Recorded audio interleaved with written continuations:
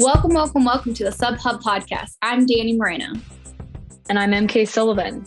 And today we're going to do a little bit of a recap of all the results this weekend, as well as going over Dani and I's experience at Western States.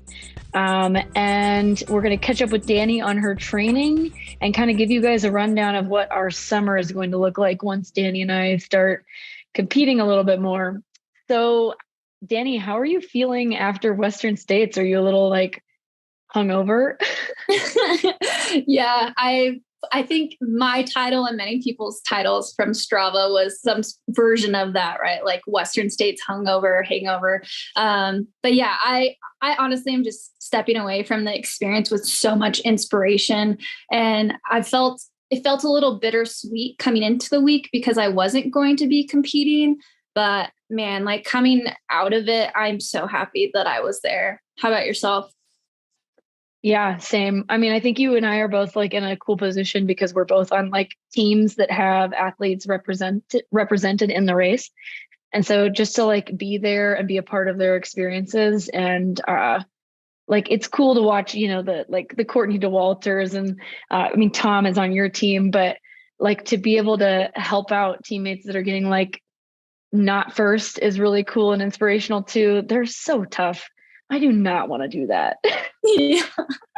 No, yeah, that it was really cool. It was kind of honestly a sentimental full circle for me because last year I was in Chamonix and I kind of started watching the live stream. And then I think I went to sleep and then I woke up and, tried to catch up on whatever I could. And I remember kind of rewinding back and seeing snippets of Ruth Croft and Emily Hoggood running together. And that was definitely a moment where I thought maybe I was ready for a change in team, but I wasn't too sure. And seeing them on screen, I just thought to myself, wow, that's what a team should do. That's really utilizing the people on your team. And it really caught my eye with Terex doing that. And so now being full circle in there this year, pacing one of my Terex teammates, it was kind of a really cool moment for me. Yeah, that's really cool. So you were pacing and crewing for one of your teammates. Tell us a little bit about that. Yeah, so I was pacing Janusz Kowalczyk. He actually has the same last name as Bailey, which is pretty cool. But he's from Germany and he got his golden ticket at Black Canyons this year. And he ran into the golden ticket within the second half of the race. So that was a very exciting race. And he edged out Cole Watson. And it's been his goal. I learned this for years to get to Western States, but he had never, it was kind of this dream goal of his. And this year was the first time that he was pursuing it, from what I understand. And so he got the golden ticket and that was a dream come true. And then getting to Western States, that was a dream come true. And he only asked me to pace him 2 weeks before. So that was, I was kind of taken aback by that. In a really good way. I was like, well, I'm going to be there already. Might as well jump in. And I just have to say how cool it is as sub ultra runners to be part of what feels like such a small moment in the race, but is actually a very big moment in Western States. So it's miles 62 to 80. And usually if someone's a strong closer, that's where they start moving up in the pack. So yeah, it was just really cool to run with him. And honestly, too, being a female running with an elite guy was also kind of a cool moment for me, too. I've done it for 100K, but I've never done it for 100 miles. And that guy was still moving. I'm sure for you, too, with Ida. I was just, in my head, I'm like, how is he still moving this fast at this point in the race? I'm not going slow. Yeah, and that was kind of with Ida. I remember because we started on that huge downhill and she was trying to keep it conservative, not go too hard coming out of Forest Hill. But then we got to the flat part and she was like, okay, you can get in front of me now. And let's move a little faster. And so I was running 7:45 pace and I was like, how's this? And she's like, how about a little faster? And so I moved to 7:30 pace. And then she's like, how about a little faster? I'm like, okay, we are. And we did that on all the flat parts. She's like, okay, you can go a little faster. And I'm like, okay, I'll do it. And I'm just like, this is insane. not that we're like blazing like on this course, but like it felt so fast for how far they were into the race. Yeah, it is pretty cool. Yeah, I was so impressed. And Ida Nilsson, like I remember my very first international race in Sweden back in 2021. I ended up dropping out because I got really hurt, but she was there. And I just remember being like so intimidated by her because I had like heard her name before. She's like a legend in the sport. And she won the race. And I was like, oh my God, she's so cool. And then she got signed onto the craft team. And I was like, oh my God, I can't wait to meet Ida. And then I finally met her at Madeira this March. And so when she qualified at Canyons, like Tommy and I were like, just let us know what you need. And she was like, oh, you guys can pace and crew me. And I was like, perfect. That was what I was looking for. That's incredible. Just to be in her presence. Yeah, she definitely has an aura around her that is very infectious. I wouldn't say it's like a fiery aura from someone who doesn't personally know her.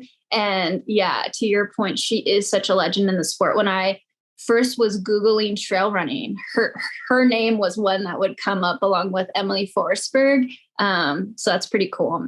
And that was her first 100-mile, right? Yeah, that was her first 100-mile. And so she qualified at Canyons 100K too, which is such a difficult turnaround. And then to come back and still get seventh, like, it's so cool. Yeah. I mean, on the vein of the sub hub, Ida has been a top sub ultra runner in the world for decades, probably at this point. And she just did her first 100-miler. So just another testament that if you like the shorter stuff, like it's there as long as you want it. And then when you want to bump up, that's there too.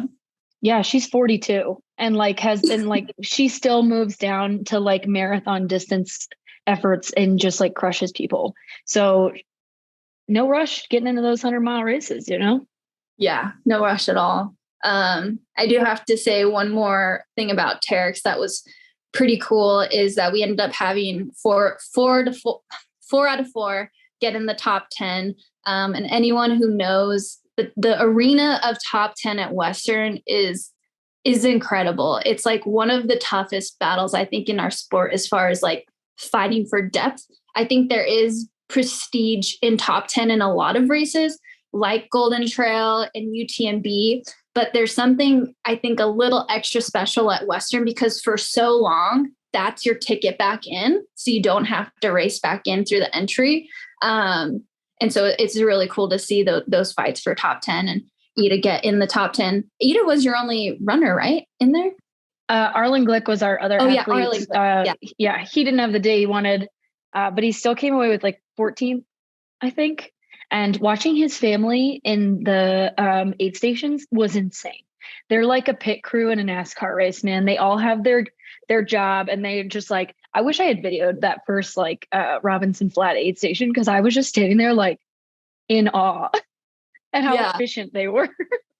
Yeah, it's wild. I feel like as a sub ultra runner, I've had somewhat of a romanticized fantasy that when I get to ultras, I'm going to stop and have some tacos and some French fries. And then when I was at Western, I was like, none of these people are really stopping. It's all a pit crew and they're not eating real food anymore. Like it's such a transition in the sport where most of them are eating like gels and drinks and stuff, but I saw like no real food at all. And it was tripping me out. I'm like, when am I going to get to eat real food? I don't think I'm ever going to eat real food. I know. Ida kept like leaving the aid station and we'd be like still in the middle of like packing her pack. And so we'd have to like run after her and like, dude, no, you have to take these. She's like, I don't need them. And we're like, you have to take them. Oh my gosh. It's like there was never enough time.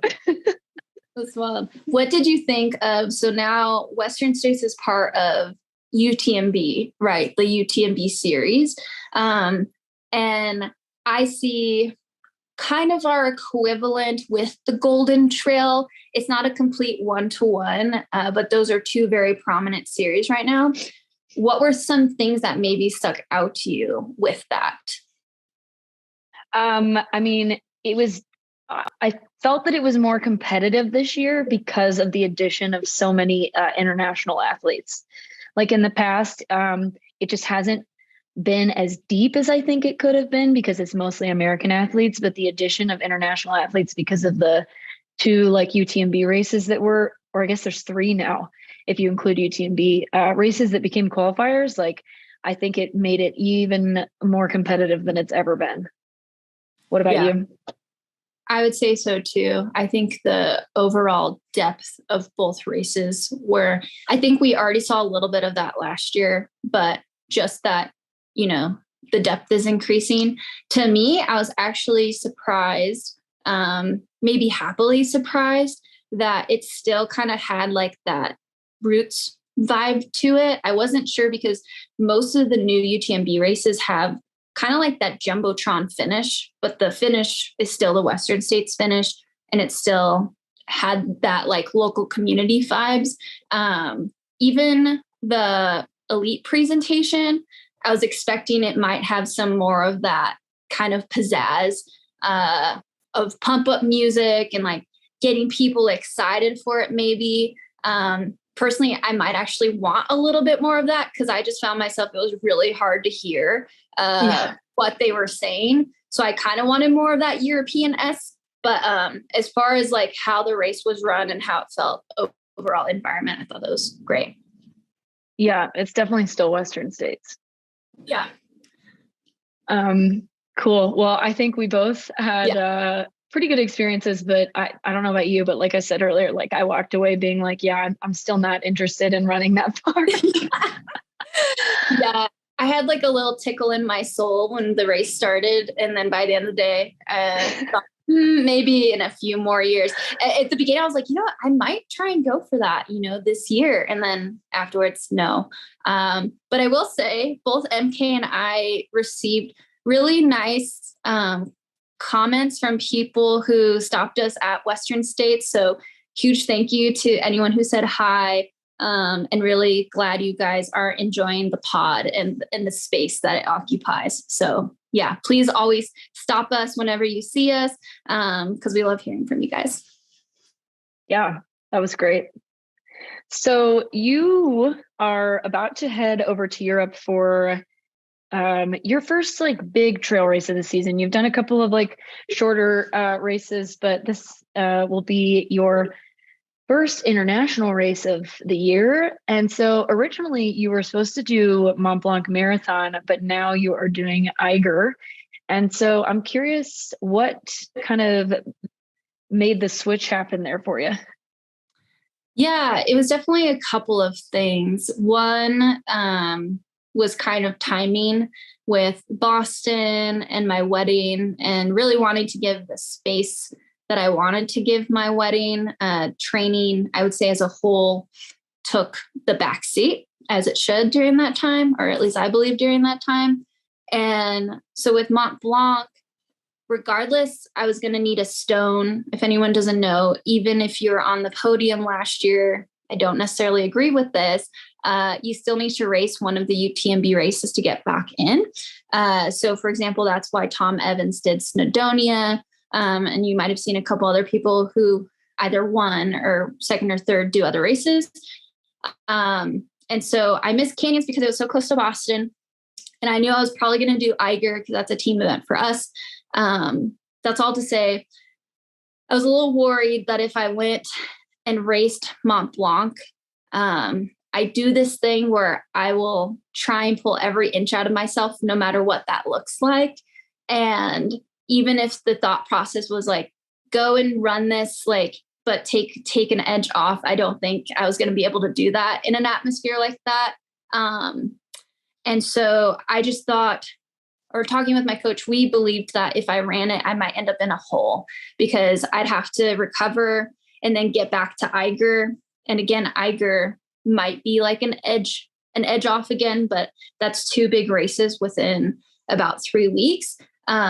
If I had the same block, if I had like 10 weeks of consistent mileage, it probably would have been more doable. But at that point, I only had 4. And so, yeah, that's why I decided to take off Mont Blanc. I was really bummed because I would love to have tried to get back on that podium again. It was so much fun last year. And all of my international friends were pretty much messaging me till the day of, making sure that I wasn't kidding and that I actually wasn't showing. Even the day before, I got sent a message, hey, the course has changed. I was like, I am not there, you guys. I literally, do you see me in the crowd? I'm not there.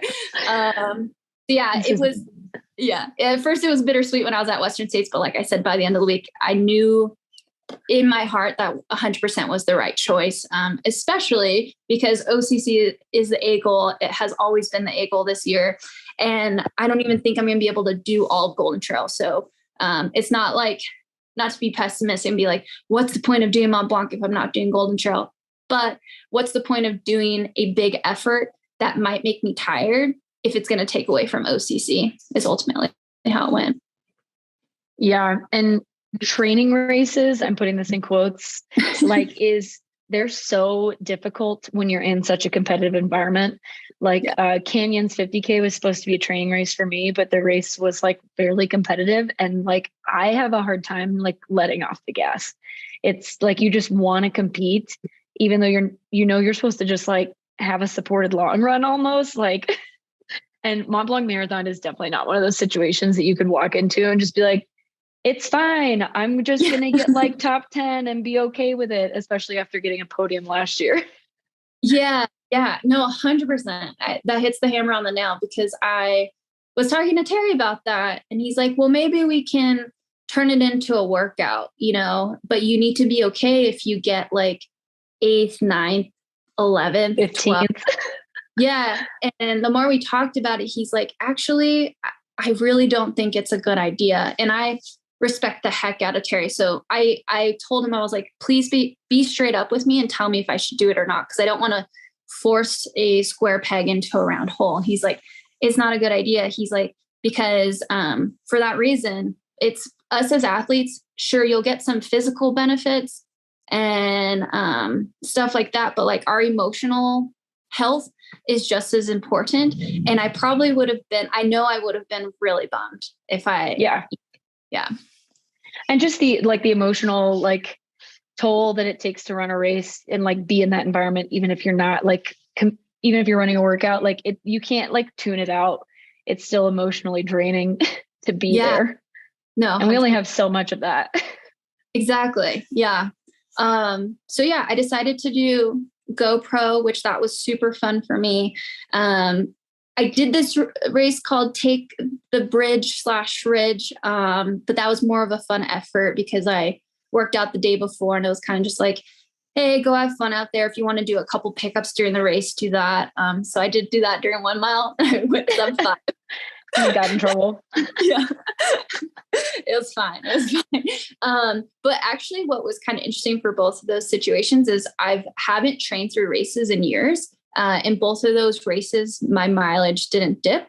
So that actually, even though the races themselves, again, the second one is more of like race, I didn't have a lot of pep in my step and stuff, but I felt really strong.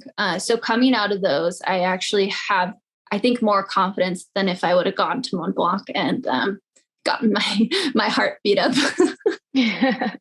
Yeah, for sure. So how has training been going for Eiger? I think really good. There's this mode I call Dani mode, and it's usually my feistiness that I have when I'm really excited to compete. And I finally feel like that has been revived. Boston, I would say immediately I felt satisfaction at Boston. But it was actually pretty hard for me for like a little bit after that. I felt a bit, we'll just say disappointed is probably the overall word. And so coming out of that, I felt like I had to do a lot of self-build again to get ready for this mountain season. And I felt like these last couple races that were fun amongst some training, I felt that fire come back, which I think will be perfect for Eiger. And Eiger is kind of perfect because it's almost halfway through my training cycle. So it's almost like doing like a half marathon before OCC. So I'm really excited about that. And is it a 50K? What's the distance? Luckily, no. Okay. That's what I thought it was. Yeah, it's a 35K, but it's actually looking at everyone's Strava pretty short. So it's like 21 miles or 22 miles. My goal is hopefully to get right under 4 hours. So it's like a beefy 21, 22 miles, but I would have been doing a bigger effort on that week anyways. So it lines up pretty cool. Yeah. I mean, because for those people that don't know, OCC ends up being like over a 6-hour effort. So a 4-hour effort is a really good training run for something like that, opposed to most 50Ks in the US that take about 4 hours. Yeah, exactly. Yeah. And this will be nice too, because I'll be out there 12 days before. So I'm going to do some OCC course specific workouts. And then I'll roll into the race and come home, finish my block here, and then go back. Oh yeah. Yeah. This summer's rolling by so fast already. It feels like. I know. This summer more than ever, I was like, I think we should move to Europe for a summer at some point because it's exhausting going back and forth. I mean, especially it's tough for everyone, whether you're driving to an airport or not. So yeah, we'll see. Maybe next year. Just for the summer. I don't want to be there all year. Yeah, no, definitely not. Cool. So should we move on to some results from this last weekend? Heck yeah. Let's start with the Mont Blanc Marathon. Yes. So the Mont Blanc Marathon was the second race of the Golden Trail World Series this year. It's about 27 miles. It's supposed to be a marathon, but every time that people upload their Stravas, there's an additional mile in there. And I remember that additional mile well. And it just says just shy of 8K of gain. It's called the roller coaster, starts and ends in Chamonix. So it's a great kind of like tune-up race if you're looking to run any of the UTMB races. And it kicks off mountain running in Chamonix for the summer. Not quite as hectic as the UTMB week, but it was still pretty hype last year. Yeah. And it looked like that this year too. I think their decision to change the start and finish to end in Cham has just elevated that race even more. But even crazier this year is this was broadcasted live in I think it's like 30 plus countries. So when we say broadcasted live, it's not the YouTube live stream. It is literally on TV. Like you could be flipping through your local cable station and you could have landed on Mont Blanc Marathon. So I don't know, to me, that's pretty historic in our sport. And a lot of us have talked about this, but this seems to be a very good distance to start with because it's enough for, it's not shorter races also develop, but it gives something for people to kind of sit down, consume the sport, maybe see some interjected commercials, etc. Right? Because in a VK, you're probably not going to see any commercials. So that can help monetarily for the sport because that's where a lot of money comes from for larger cable televised sports. Sorry, that was hard to get out. So that's really cool. They don't have the numbers for this yet. And I'm very interested to see, if certain countries have bigger numbers than others. But they said right before Dolomites, they'll be releasing that, which that's pretty exciting. Yeah. I mean, these events, Mont Blanc Marathon being one of the longer ones, they're like kind of the length of a Diamond League meet, and those are televised. And so it's cool to see. It's very digestible, but also like, it's really cool to see this happening. Cause I think it was Eurosport and Fox Sports in some countries, right? Yes. And then it was like a hosh posh of like a bunch of other smaller televisions or televised, oh my gosh, channels. And some kind I can't talk about TV. But yeah, that should be really cool. Something else, I only think the marathon was televised. And one more note to say there, I am really happy that Golden Trail was the first one to do this because Golden Trail, in my opinion, has really nailed the media aspect so far in our sport. Like when it comes to talking about the athletes and adding cool stats and stuff like that. So I'm really glad it's them that's starting out there because they're pretty polished at this point. Always room for improvement. But yeah, what was cool too this year is last year, the 90K actually got canceled the day before the marathon because it was thunderstorming. That race actually happened this year, which is cool. Happy for them. I was really sad for them last year. There also was like this cool partner race that started right before the evening. That was roughly, I think like 22, 24K. So I saw some recognizable athletes like Holly Page and Hillary Girardi, who just set the FKT on the round record for Mont Blanc, like actually somebody Mont Blanc and getting back to town. So that's pretty cool to see them there. So yeah, let's chat about the women. Yeah. So on the women's side, American Sophia Lockley won the race.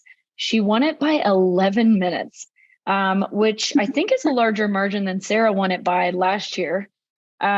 She ran about 2 minutes faster than Sarah did last year. Originally, Dani had heard that the course changed, and so they thought it would be longer. But looking at people's Stravas and comparing them to ours last year, it's pretty much the exact same distance and elevation gain. So I'm not sure that they changed it after all. But basically, without EmKay there, we kind of, I think, saw this coming. Like Sophia just took the lead from the beginning and like never looked back. But she did say that she held back, kind of like pushing late in the later half, which I could kind of see because there were like a handful of women that were close-ish to her in the beginning. And then after that, it was just like, it was over. Yeah, no, definitely. Congratulations to Sophia. This is a huge win for her to add to her resume. Good job to us for calling this. Yeah, I just think Sophia, she is such a strong athlete right now. And this is her first trail race of the season. She did have her ski season, but it seems like she's had a little bit of a break. So like we said in the preview, a fresh Sophia against, a tired rest of most of the rest of the top 10. I just, that it was hard to not lean her as the heavy favorite. So she definitely executed there. What was really cool too, that, hands off to Solomon, they're always really good about this media stuff and promoting their athletes, is like literally the day before the race, they released this like 3 reels in a row, I think, of her with Solomon saying that she's officially now an all season athlete. I personally thought she already was. So did I. Yeah. So I don't know if it's just like a late announcement that they wanted to time with Mont Blanc, which, kudos to them. That's genius. Just to get her name even more elevated. So yeah, that was pretty cool. And yeah, she was 2 minutes ahead of Sarah's win last year. Just in comparison of 2022 to 2023, this year, Sophia was first in 4:12, second was 4:24, and third was 4:25, and 10th place was, and when I'm saying it's 4 hours, 4 hours and 43 minutes. And then you contrast that to 2022, first place was Sarah in 4:14, second was 4:20. So yeah, that gap was 6 minutes last year. And then third, which was me, 4:21. I was like a minute after that. And 10th place was 4 hours and 33 minutes. And EmKay and I were chatting about it. So 10th place had a 10-minute difference, which were on the guys. It was pretty much the same as last year. And like we said, we really think this is because there was a handful of women who raced Zagama, Worlds, and then Mont Blanc. So to me, this honestly isn't surprising. I think it's just, reflecting that situation. Yeah. So from first to 10th this year, there was a 30-minute gap, whereas last year it was like less than 20 minutes. So it's, yeah, definitely. Whereas on the men's side, like Dani said, the gap was pretty much the same, but also there was only one guy in the top 10 who had run at Worlds. Whereas like on the women's side, I think we counted that it was Therese Leboeuf, Daniela Oimis, Oyhana, and Sylvia. They all ran Zagama, Worlds, and Mont Blanc. And Caitlin Fielder. Caitlin Fielder. Yeah. Yeah. But yeah, it'll be interesting to see like what these athletes do next.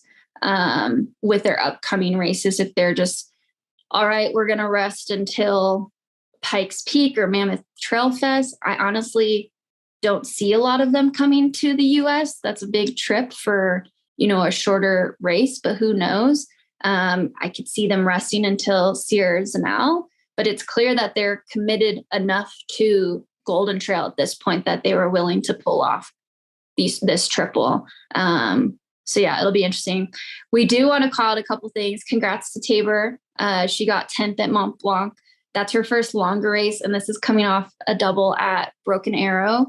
So it's really cool that she was top 3 and then top 10.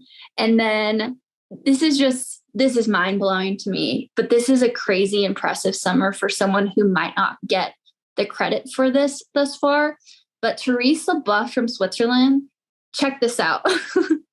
She got 3rd place at Sagama. Then she got 3rd place at Worlds and 4th place at Mont Blanc Marathon. So she almost got 3 podiums within 5 weeks. Yeah, 5 or 6 weeks. Insane. That's insane. And each race is that's insane. All of these races are long, like 4 to 5 hours and 10 minutes long, basically. And all of them were so competitive. So competitive. Yeah. I hope she gets some credit elsewhere besides here, because that's an incredible triple. To get a podium on any one of those races is great. So to do 2 and then almost get 1 is pretty outstanding. And then Daniela Omis, a special shout out to her too, because she got 1st at Sagama, 6 at Worlds, and 6 at Mont Blanc. So also very impressive. All right. Any other thoughts on the women? No, I don't think so. I think we can move on to the men's. So yeah. Oh, sorry. I want to say one more thing. Oh yeah. We don't know if Sophia's doing Dolomites. It'll be interesting if she does, because we are both very excited for Dolomites, but Sierra's now, because one and only Grayson Murphy will also be there this year. And if EmKay is healed by then, which sounds like she might be, then she will also be there. And Ali Mack. And I would love to see those 4 go at it at Sierra's now. So I'm selfishly hoping Sophia doesn't do Dolomites, so she's a little bit more fresh. Yeah. And you also have last year's two Americans that were in the top 10, Tabor Hemming and Bailey Kowalczyk, I think are both going back to Sierra's and all as well. Oh, that's awesome.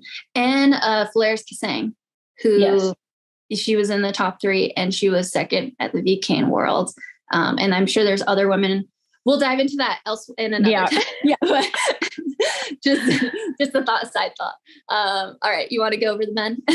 Yeah. So unsurprisingly, Remy Bonnet won this race. He was not at Worlds. He has not run since Sagama. So he is fairly fresh, I would say. He ran 3:35, which was only 16 seconds faster than John Albin ran last year. But that's not that surprising to me, because honestly, Remy tends to knock it out of the park with all uphill kind of events. And he's still really good at up down kind of stuff, but it's not surprising to me that he didn't knock John Albin just out of the water with this one. The men's field was, like we said earlier, nearly identical in terms of times from this year to last year. American Eli Hemming had an incredible race, doubling back from Broken Arrow. He was 2nd at the Mont Blanc Marathon.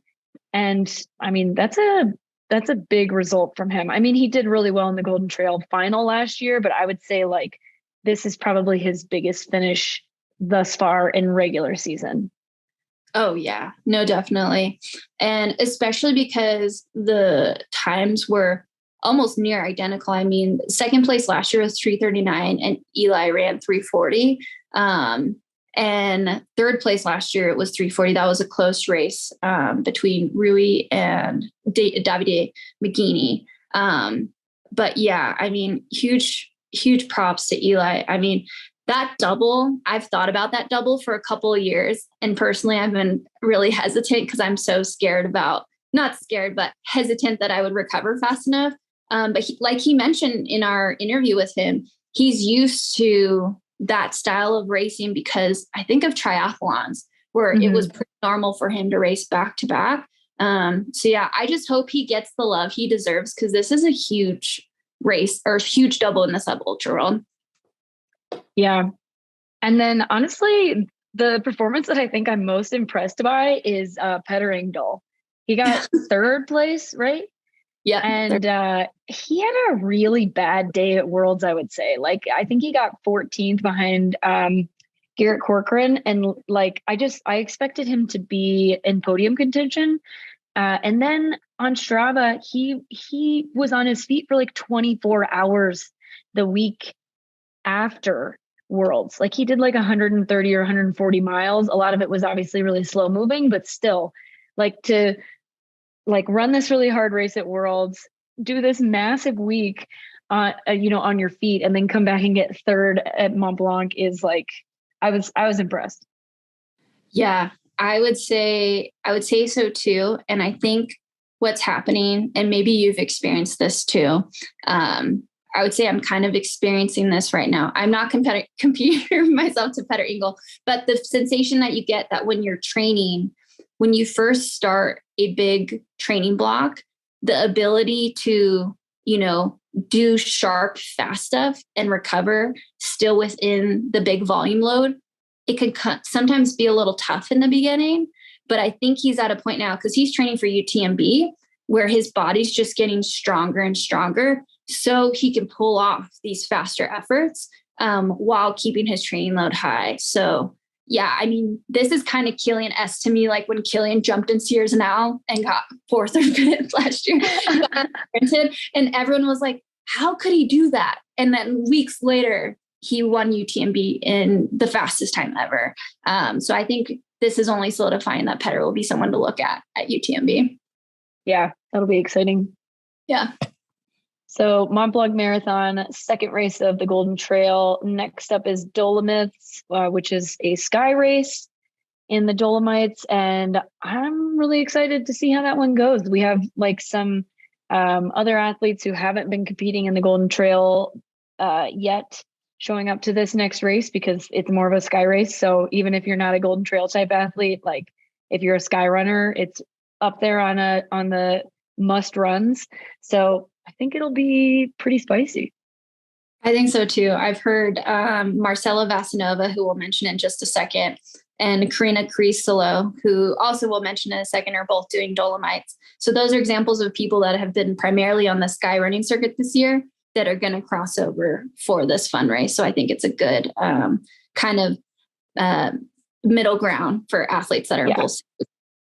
And Stian Angermund, who, if you haven't listened yet, we just had an interview with him last pod. So go give that one a listen. Yeah.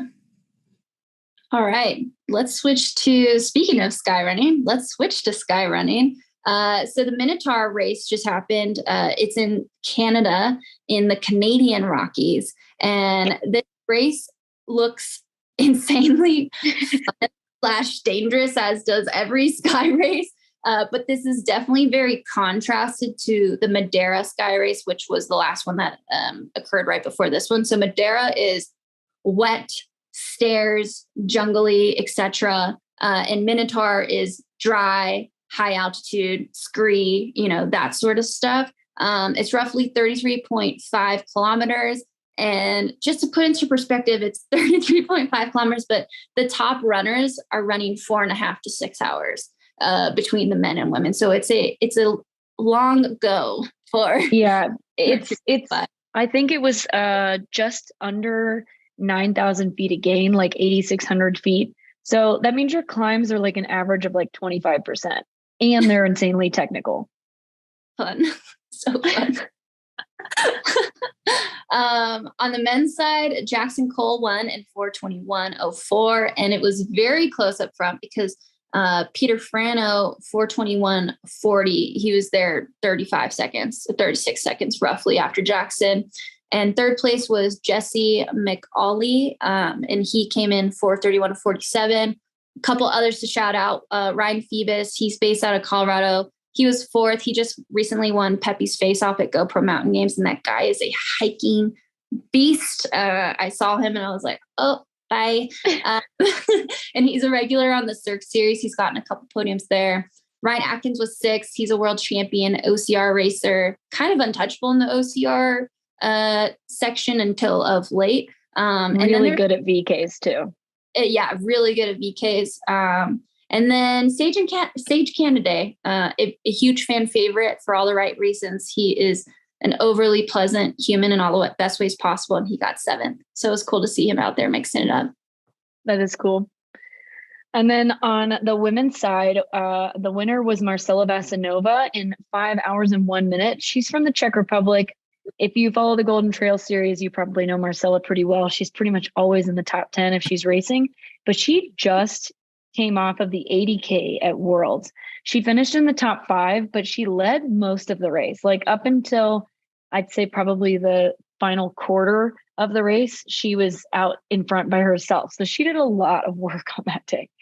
I also want to say that may have been like the first time she's run that far, but I don't know that to be true. Yeah, I'd have to fact check. I think she's done a couple long ones. Okay. But regardless, that's it's a big double. You're out there, longer than there's probably 14 hours, right? For some of those women. And then back and doing a 5-hour race. Also notable, it looks like she recently switched brands. I don't know when that happened, but she was Solomon for a couple of years. Now it looks like she's Merrill. Yep. And then in 3rd place was Emma Cook-Clark from Canada in 5:07, and not far behind her was Karina Carsolio from Mexico. And the woman who won the overall Skyrunning series last year got 4th. I can't remember her name at the moment, but so it looks like a beefy race and very solid. Emma Cook-Clark is on a tear right now. She's had 3 podium finishes, including a win at Madeira. In Skyrunning right now. And so it's cool to see so many like international athletes coming over to a race in Canada. I know, same. I noticed that too. I don't blame them, even though it's probably a race I won't do anytime soon. If I was a Skyrunner, it looks beautiful and a chance to go to Canada. So yeah, I thought that was really, really rad. Something, just because we haven't talked about the Skyrunning series in a couple episodes, something that I've been noticing is there's definitely some brands that seem to have more of an investment in this series. Maybe these athletes are more incentivized. Just saying that because that's usually a big reason why, for example, Remy Bonnet is probably focused on the Golden Trail versus not doing Worlds. There's probably some sort of incentivization from Solomon if he wins Golden Trail that outweighs doing Worlds. So a couple of brands I've been noticing, Merrill, Scarpa, and La Sportiva, pretty much have athletes on every single podium, I would say, both the men and the women's side. Does that surprise me? No, because there's 3 brands where their shoes are so beefy and are made for this this type of terrain. Wow, sorry. I was also going to say that Scarpa and La Sportiva tend to pick up athletes that are multiple sport athletes. So rock climbers, skiers, and trail runners, they really like that trifecta a lot. And you find a lot of those types of athletes in these skyrunning races because they're used to being on exposed ridges. They're reckless as hell. So it doesn't surprise me that specifically Scarpa and La Sportiva have a ton of athletes in the skyrunning series. Yeah, reckless or the bravest people. Yes. Would be reckless if it was me, brave if it's them. Yeah. Yes, exactly. And so, just kind of rounding out where it's at right now. There's 8 more races left, including Sky Masters, which Sky Masters is their final. I honestly have found that title to be a little confusing at times, why it's called Sky Masters. But I think it's because you qualify for it in some sort of way. But as of right now, on the women's side, Iris Pesce is leading. Emma Cook-Clark is in 2nd. Marcela Vasanova is in 3rd. Naomi Vachon is in 4th. And Adriana Fennes is in 5th. And then on the men's side, Antonio Martinez Perez is leading. Petter Frano in 2nd. Frederick Thanchard is in 3rd. Zaid Ait Malik Olisk, that's a really cool name, is in 4th. And Danielle Antonilio Yes. I would guess that's Italian. He's in fifth. And just a reminder, for this series, the overall winner gets 20,000 euro at the end. So pretty solid incentive to hang out in the skyrunning series. Yeah. I think that's the biggest purse for first place in any series. Yeah. I wish I knew more. I wish we knew more about like race to race, how much they were making so that you could really compare it to like the Golden Trail series. Because obviously 20K at the end of the series is a lot of money, but how much are they making along the way? Yeah, definitely. And even the UTMB series, I personally have been a little frustrated with that because, for example, like at Canyons, it's not promoted that there's prize money, but I've heard through the grapevine that people were sent, what's that tax form, W-9, to then get paid from Canyon. So I honestly think that's something that needs to get much better in our sport. It's really weird to hide prize money because prize money is only going to attract better athletes, or not better athletes, but more in-depth fields. The craziest thing to me about the whole UTMB prize money is, so it went through top 3, which is like, it's a continental championship. So I think it should go further than top 3, but also for Canyon specifically. But the other thing is that they pay the same exact amount from 100 miles to 100K to 50K. Interesting. Yeah. So I find that interesting. Yeah. Yeah. It's not necessarily a bad thing, but like. Yeah, no, definitely. I mean, that was the same with UTMB from what I understand, but again, it's not promoted. So it's really just athletes messaging other athletes being like, hey, how much money did you get? Okay. It kind of seems like the same. But again, like, do you know the prize money for OCC this year? No.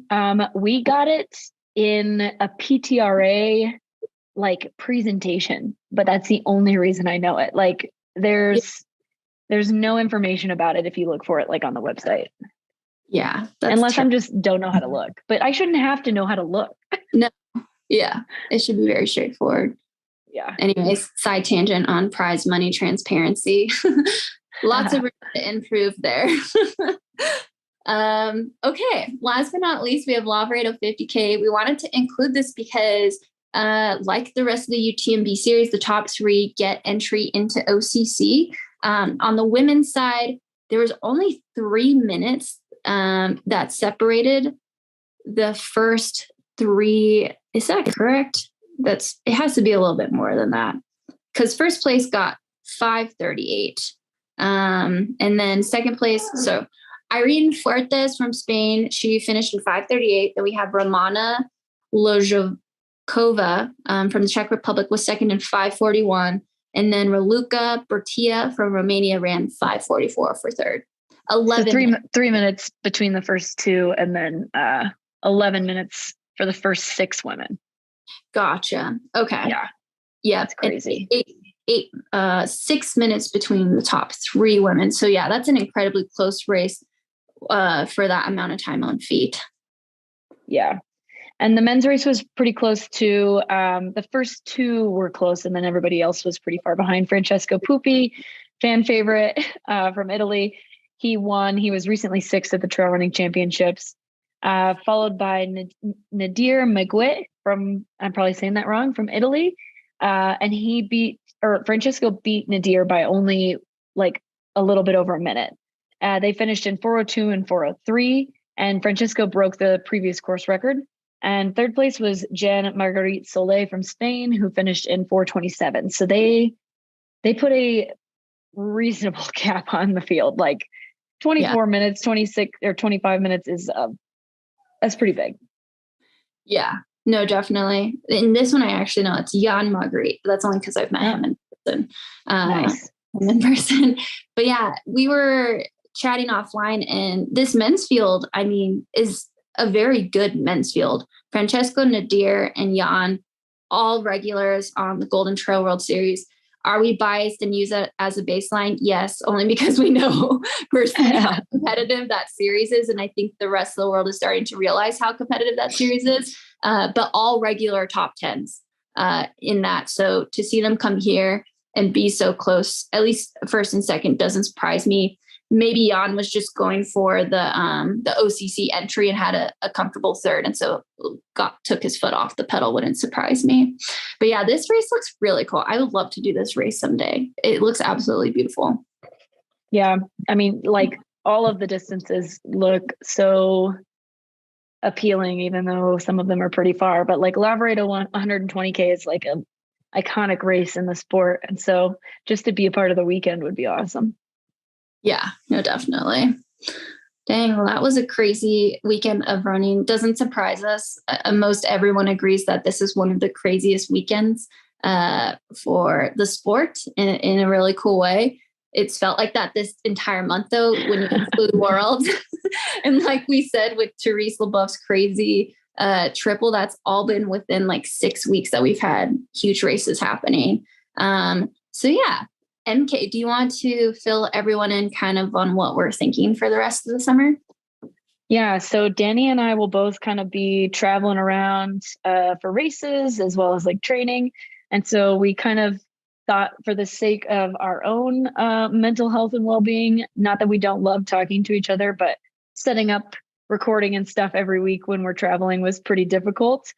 We're probably going to move to something that's a little bit more along the lines of every other week this summer. TBD if we come back to week by week once the like OCC madness is over for us. But as of right now, we will probably be doing every other week, but there will be a couple of back-to-back weeks in there as well. Yeah, no, definitely. We hope you guys understand. I feel like you will understand. But me and EmKay, OCC is a big A goal for us, and we love chatting with you guys. But yeah, just got to take ourselves into consideration. A couple of the topics you'll probably hear us talking about in the next few weeks is the Dolomites preview and or recap. Eiger, I might throw something in there about that race experience and how that went. And then we're going to really dive deep into OCC. So we'd love to chat with some of our fellow Americans who are also going across the pond to compete in what has become kind of like the unbespoken other world championship for our distance. So marathon to 50K distance. 55K. I need to check myself. Yeah, talk to some people that we honestly see kind of being in that top 10. But as per usual, it'll always be really deep. And then we will definitely do a focus on Sierra now, just considering how big of an international race that is. And then the last thing is the week of OCC. This shouldn't be surprising, but me and EmKay will be a little bit busy, and we want to protect our space. And so we are looking to have a guest host or two do stuff for you that weekend. Yeah. So we're not sure who that guest host will be yet, but we will see. And yeah, I mean, depending on our time, we might try to do some like live stuff that we don't necessarily release right away while we're at OCC, but we just kind of have to play those kinds of interviews by ear based on where Dani and I are in terms of our headspace. Yeah, definitely. We've chatted about potentially meeting up with some other people racing, and it doesn't have to be a beer. Maybe it's like a drink of electrolytes, but just chatting and releasing that. But again, we'll just see when that week comes. This is our first year doing this, so we just gotta learn as we go. Yeah. And if there's anything specific that you guys want to hear about, we're open to suggestions. Hit up our SubHub DMs and we probably will answer them. Yeah, we're excited for the summer ahead, and we hope that you guys are excited to follow along. Sounds great. This has been the SubHub podcast, brought to you by Freetrail.